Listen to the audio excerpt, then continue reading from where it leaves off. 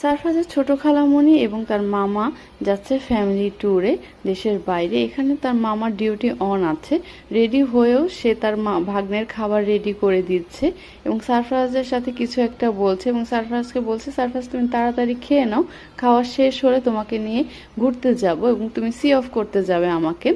সে তো বুঝে গিয়েছে এবং টাটা দিচ্ছে তার মামাকে।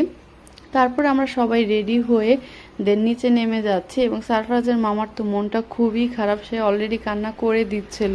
আর তার খালামণি তো খুবই এক্সাইটেড এবং তার খালামণিকে তো খুব সুন্দর লাগছিল, সবাই মাশাল্লাহ বলবেন। এবং সারফরাজ তো খুবই খুশি হয়ে গিয়েছে যে কি করছে, সবাইকে নিয়ে সে বাইরে যাচ্ছে এবং সারফরাজের খালামণি বলছিল সে বিদেশে যাবে, সবাই মাশাল্লাহ বলবেন আব্রুর জন্য।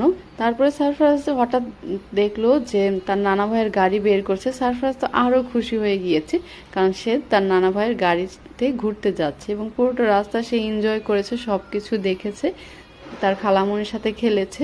তারপরে আমরা চলে এসেছি এয়ারপোর্টে। এয়ারপোর্টে তো প্রচুর ভিড় ছিল এবং এই ভিড়ের কারণে আর গাড়ি থেকে নামা হয়নি, কারণ এখন তো দেশের পরিস্থিতি খুবই খারাপ, বাচ্চাদের নিয়ে নামাটা ভিড়ের ক্রাউডের মধ্যে ভালো হবে না, তাই আমরা নামিনি গাড়ি থেকেই তার মামাকে সি অফ করে সারফরাজ চলে এসেছে এবং দূর থেকে সারফরাজ তার মামাকে দেখছিল যে তার মামা লাইনে দাঁড়িয়ে আছে এবং তার খালামণি লাইনে দাঁড়িয়ে আছে। সে বুঝতে পেরেছে যে তারা কোথাও চলে যাচ্ছে, তার মনটা তো খুবই খারাপ ছিল।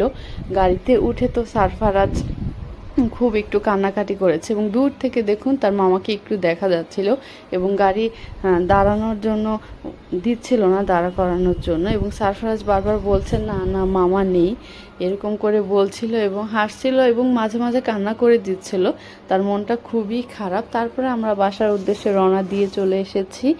ভালো লাগলে অবশ্যই একটা লাইক দিবেন। আল্লাহ হাফেজ।